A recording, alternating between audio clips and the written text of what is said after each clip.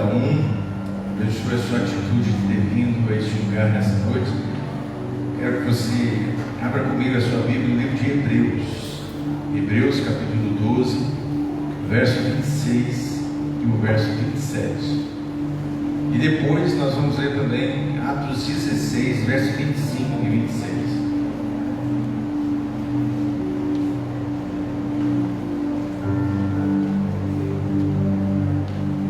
Quem encontrou, diga amém. Quem não está procurando, está só esperando, está lendo dela, diga glória a Deus. A maioria. Então vamos ler. Diz assim: aquele cuja voz abalou então a terra, agora porém ele promete dizendo: ainda uma vez por todas farei abalar não só a terra, mas também o céu. Ora, esta palavra ainda uma vez por todas significa a remoção das coisas abaladas, como tinham sido feitas, para que as coisas que não são abaladas permaneçam. Amém? Coloque a tua mão sobre o teu coração. Senhor meu Deus, eu te peço que a tua graça se manifeste neste lugar.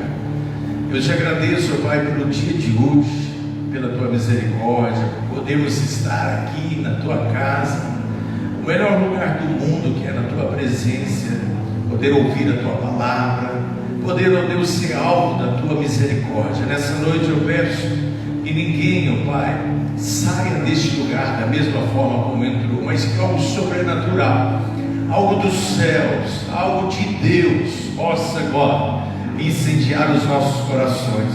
Meu Deus, meu Pai, se tem alguém triste, que sinta agora a alegria que vem do Senhor. Se tem alguém doente, eu ministro agora a cura, eu ministro a libertação, eu ministro, ó Pai, uma unção de graça e de misericórdia na vida dos seus filhos.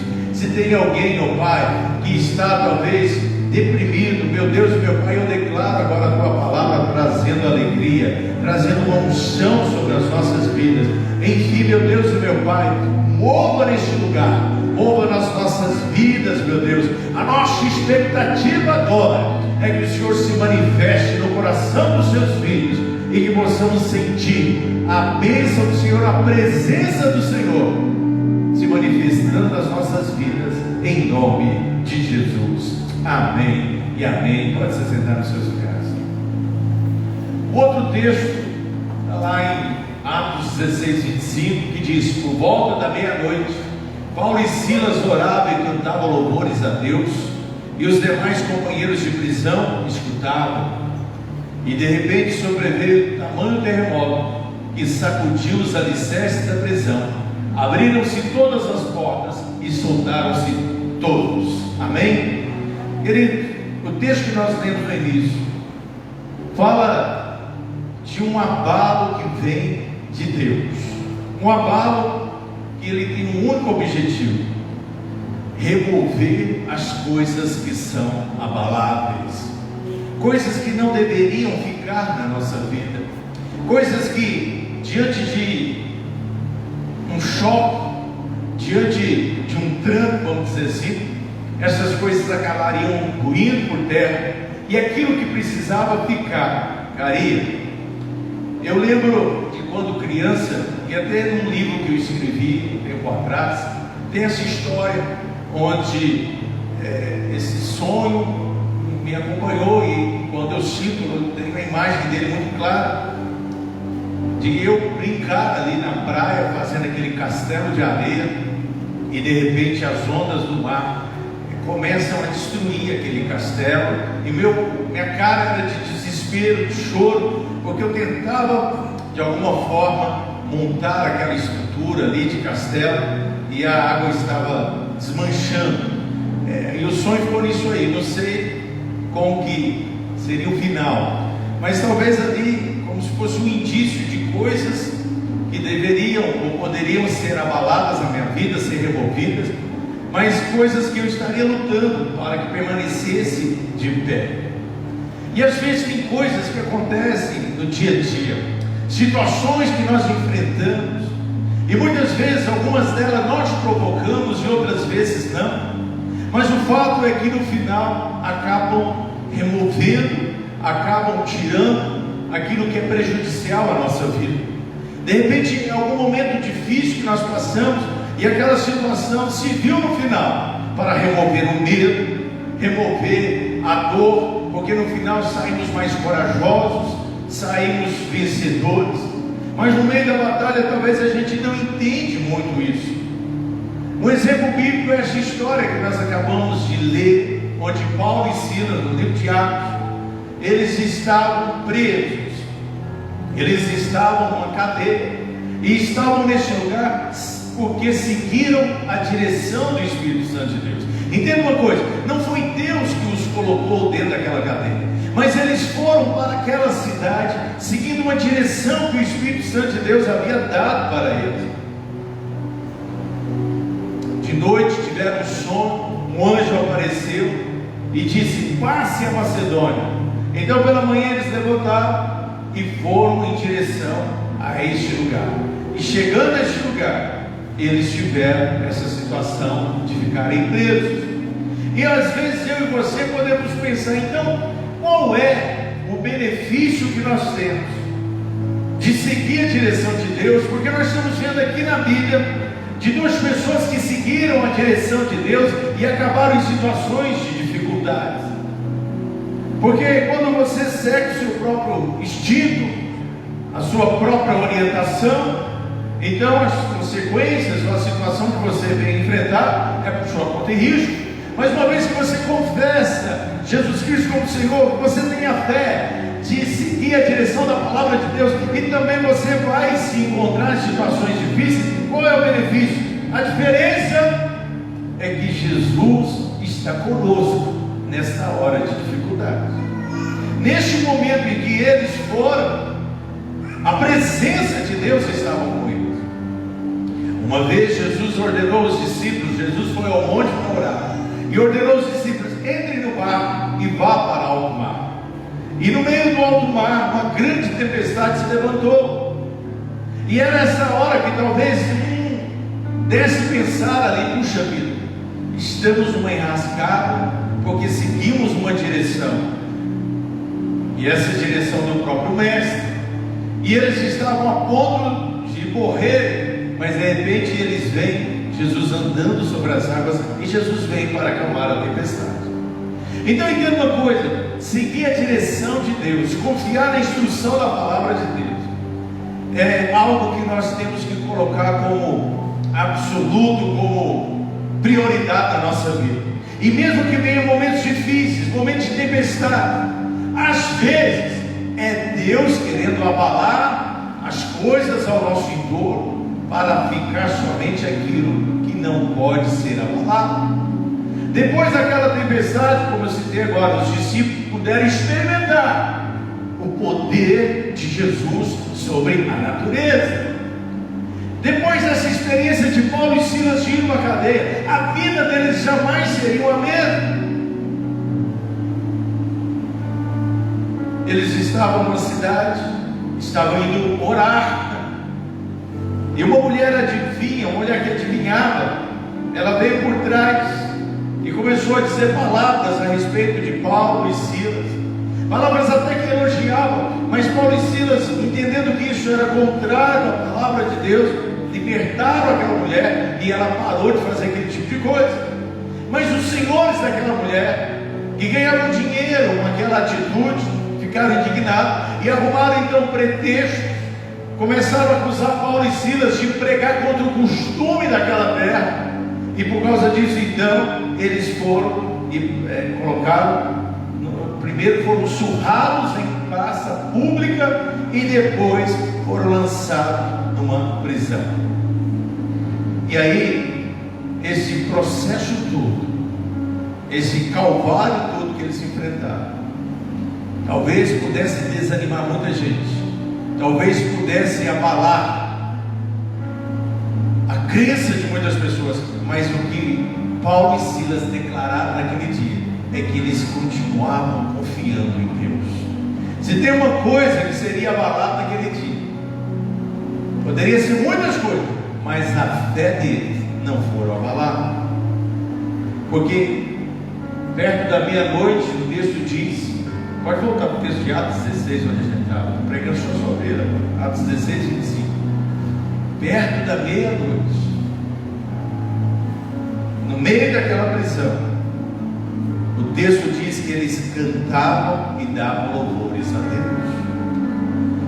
Querido, isso não é loucura, isso não é fugir da realidade, mas isso é confiar em Deus. Na hora mais extrema, na hora mais difícil, na hora mais complicada, na hora que talvez muitos chutariam o balde, na hora que muitas pessoas acabariam desistindo da fé em Deus, porque a fé é o que colocou talvez eles naquela situação, mas eles cantavam e davam louvores a Deus. A palavra de Deus diz que para o mundo lá fora isso pode parecer loucura, porque as pessoas olham de uma forma racional. Qualquer um que olhasse este quadro iria dizer loucura. Era a hora deles ficarem preocupados, era a hora deles focarem na situação, mas ao invés disso eles cantam e dão louvores a Deus. Sabe qual é a explicação? Está lá no Salmo 23, verso 6. É o que Davi fazia quando ele enfrentava as suas guerras. É o que trazia na sua mente. O texto diz: bondade e misericórdia. Não, volta, é verso 5. É verso 5. E diz assim: preparas uma mesa na presença do meu adversário, e unge a minha cabeça com óleo, e o meu cálice transborda. Quando alguém ia para uma festa, ele se ungia com óleo, ou melhor, ele se perfumava com os óleos aromáticos, e ele queria estar melhor. E nessa festa, a festa de banquete, ele iria para comemorar. Mas numa situação de guerra, você não senta para comer, você se posiciona para lutar, ou você fica talvez preocupado ali com a guerra que você está enfrentando. Mas aqueles que têm fé e a sua fé não é abalada, eles vão confiar em Deus, eles vão dar festa no meio da guerra, talvez por antecipação, por confiar em Deus, talvez por já verem a vitória, ou talvez porque a fé está intacta. Então o texto que nós estamos lendo, volta lá, diz que perto da meia-noite, diga comigo, meia-noite. Querido, meia-noite, quando veio esse texto na minha cabeça, eu lembro das dificuldades que eu tinha quando criança, da minha família, que passou tempos difíceis, mas meia-noite era quando o gás acabava, meia-noite é quando acabava, é quando a criança ficava doente e não tinha carro, como nós temos hoje com facilidade, né? As coisas são bem mais fáceis hoje, mas era quando ficava tudo mais difícil para procurar um socorro, a farmácia estava fechada, não existia o sistema de 24 horas, era quando tudo era mais complicado. Perto da meia-noite significa a hora mais escura do dia, é a hora mais de densas trevas. Talvez seja aquele momento da nossa vida que a gente está mais perdido do que nunca, que a gente olha ao nosso redor e a gente não consegue ver um palmo do que está à nossa frente. É aquele momento talvez que você está buscando socorro, que você está procurando uma direção em qualquer situação e você não enxerga a saída. É a hora mais densa do dia, é a hora onde tudo fica difícil, onde as pessoas estão dormindo. Você até acha constrangedor chamar alguém. De dia é mais fácil, mas de noite vai ter que perturbar. Talvez seja aquela hora que as pessoas não podem te ajudar, ou talvez seja aquela hora que você tenha vergonha, que você não consegue gritar para o socorro, porque você acha que ninguém vai te ouvir. E é nessa hora mais difícil, na hora mais complicada, na hora mais densa, na hora mais difícil, é que eles oravam e cantavam louvores a Deus. Olha o que estava forte dentro deles, era a fé. E os demais companheiros de missão apenas escutavam. Verso 26. De repente, diga comigo, de repente. Querido, eu queria que você pudesse crer que Deus é um Deus do de repente. Sabe, Deus não está condicionado à situação que eu e você vivemos. Tem coisas que para acontecer na nossa vida não acontecem de uma hora para outra, precisa de um processo. Não nasce uma planta da noite para o dia, precisa plantar uma semente, precisa regar uma terra. Não nasce, não vem coisa na nossa vida de mão beijada, tem que ter um trabalho por trás. Ninguém nasce, né, do dia para a noite, houve um momento de gestação. Mas Deus não está limitado a essas coisas. Deus está fora do plano do ser humano, está fora da lei da física. E Deus pode agir no de repente. Quando de repente, para mim, é quando você menos espera. Talvez é aquela hora que você fala assim, já não tem mais jeito. Mas eu queria que você pudesse acreditar que a chave pode mudar de uma hora para outra. Há um texto na Sagrada Escritura que diz: pode um choro durar uma noite inteira, mas a alegria vem pela manhã. O choro tem tempo para acabar. De repente, amanhã chega. De repente, a alegria brota. De repente, as coisas vão fluir. E quando você tem isso no teu coração, querido, você passa pela prova dos louvores. Você passa pelos momentos difíceis com essa crença de que Deus está no controle, e isso é o que tem que ficar. Talvez essa prova que vem nas nossas vidas é para deixar aquilo que precisa ficar no nosso coração, que é a fé. A palavra de Deus diz lá em Coríntios que tem 3 coisas que vão permanecer. Tudo vai passar, mas a fé, a esperança e o amor. A fé é um dos ingredientes que vão permanecer por toda a história, por toda a eternidade. E é por isso que a gente prega a fé. E talvez as provas dessa terra fazem a nossa fé ficar mais forte no Senhor. E foi nessa hora, querido, que um terremoto se manifestou naquele lugar. Sabe, terremoto é uma manifestação sobrenatural. É algo que não é comum. É algo que não acontece a todo momento, a todo instante. Em alguns lugares há fenômenos que falam, não é uma coisa que acontece sempre. Tem que ter algumas coisas acontecendo na natureza, alguma intervenção. Mas aqui foi algo de Deus.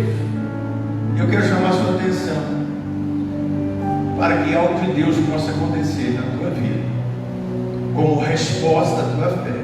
E aquele terremoto abalou os alicerces do lugar. Diz o texto que os alicerces da prisão foram abalados, abriram-se todas as portas e soltaram a cadeia de todos. Quando fala cadeia, é como se fossem algemas que prendiam as mãos e os pés.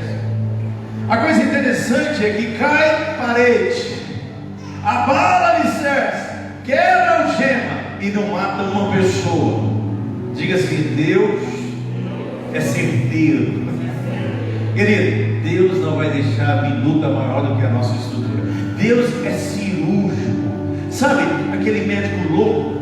O médico louco não existe. Não é aquele médico que vai sair abrindo o seu corpo inteiro para saber onde está o problema para tirar. Não, ele é, quando se diz cirúrgico, é porque ele já pesquisou e ele vai cortar o mínimo para poder tirar o que precisa ser tirado. Deus é o médico dos médicos, e quando as coisas abalam, é para poder acertar, é para poder focar naquilo que precisa ser removido, mas aquilo que precisa permanecer, vai permanecer na nossa vida. Diga amém.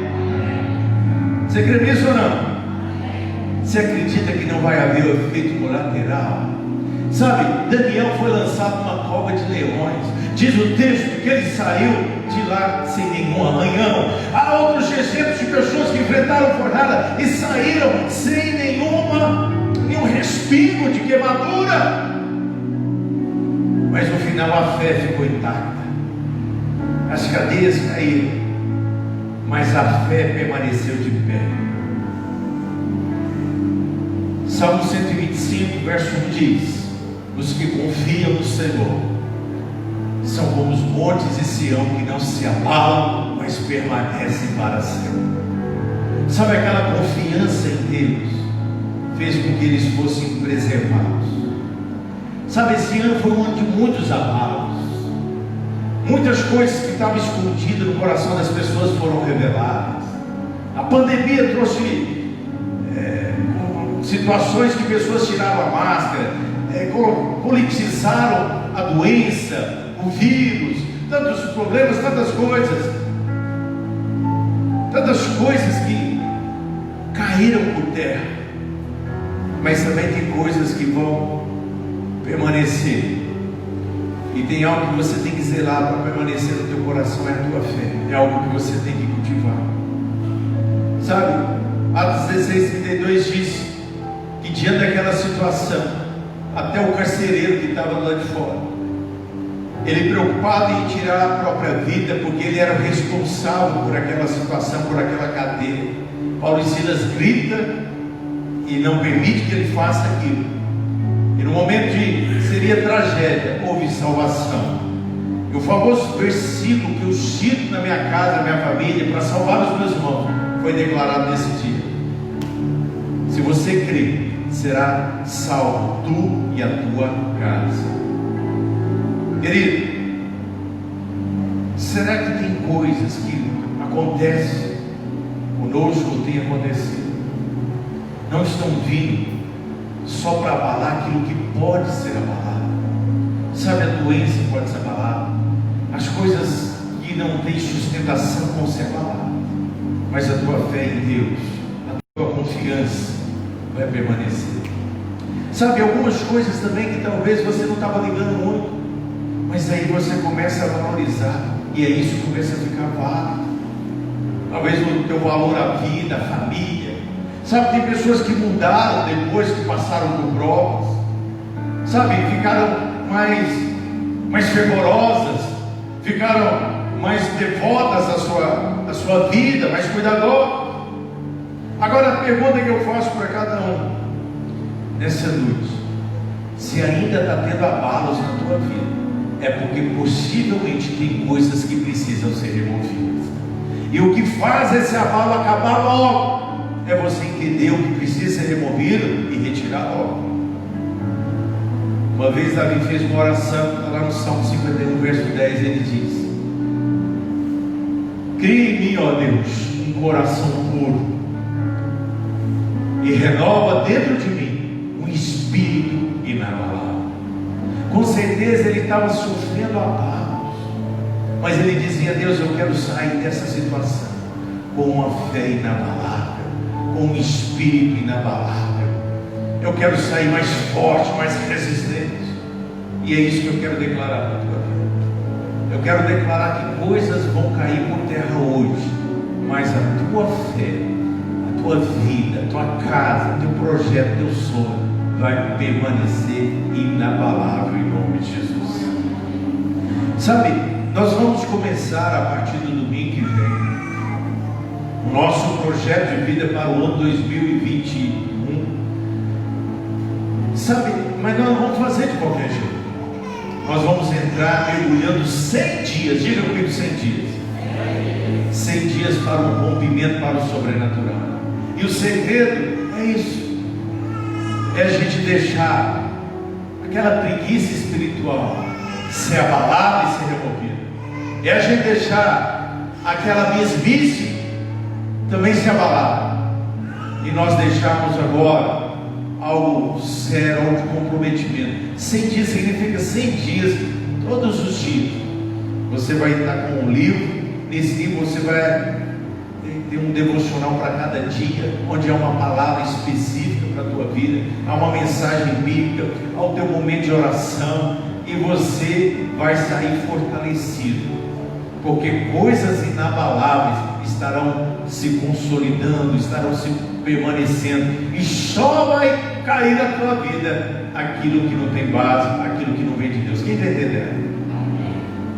Mas eu queria que você caminhasse conosco para esse momento de rompimento.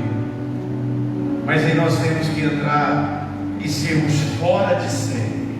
Sabe, eu quero convidar você a fazer uma oração agora, a ficar de pé no teu lugar. E eu queria que você pudesse refletir. Eu disse um dia desses que nesse tempo, nesse ano que passou, algumas pessoas começaram a ficar mais fervorosas, mais confiantes em Deus, começaram a buscar mais em Deus. Talvez essa pandemia trouxe tantas consequências ruins, mas se tivesse sacudido a vida de muita gente, não estou falando que Deus tenha provocado, Mas se tiver saído com uma fé em Deus revigorada, fortalecida, talvez foi o que houve de bom nesse ano. Eu queria que você falasse com Deus agora: meu Deus, eu quero passar por esse processo logo. E a coisa pode acabar de repente, simplesmente se a sua fé estiver evidenciada, estiver fortalecida no Senhor. Sabe, fala com o Senhor agora. Coloque diante dele a tua vida, a tua necessidade, a tua situação. E eu queria que você pudesse acreditar no sobrenatural de Deus. Eu queria que você pudesse acreditar que de uma hora para outra a história pode mudar. Sabe, um abalo do céu, uma intervenção do Senhor, para fazer com que toda cadeia possa cair por terra, toda prisão invisível, toda coisa que esteja te engessando possa ser destruída e você sair intacto, no nome de Jesus. Fala com o Senhor agora. Coloca diante de Deus. Coloca diante do Senhor. Talvez situações que têm te apertado, cadeias que têm doído, talvez as suas mãos não tenham deixado elas trabalhar, situações que talvez tenham feito você desanimar, você desistir.